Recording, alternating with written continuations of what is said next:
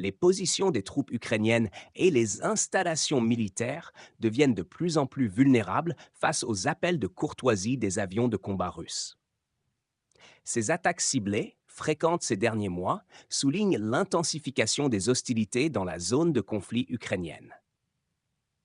Cette semaine, un chasseur-bombardier russe Su-34 a frappé un poste de commandement des forces ukrainiennes, marquant un nouveau tournant dans les opérations militaires russes. L'attaque, menée avec des bombes à chute libre, équipées de modules universels de vol plané et de correction, a permis de transformer des munitions conventionnelles en armes de précision redoutables. Cette technologie sophistiquée permet aux avions russes de frapper leurs cibles sans entrer dans la portée des défenses aériennes ukrainiennes.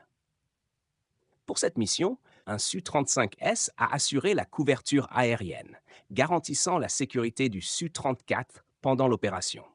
Les deux appareils ont réussi à regagner leur base sans subir de dommages, démontrant la supériorité technologique et tactique des forces aériennes russes.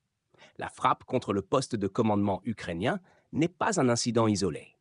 Elle s'inscrit dans une série d'opérations similaires visant à affaiblir les capacités de commandement et de contrôle des forces ukrainiennes.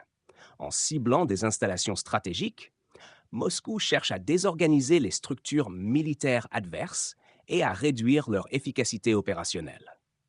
Ces attaques précises et coordonnées témoignent de la volonté russe de maintenir la pression sur les forces ukrainiennes et de les forcer à se repositionner constamment.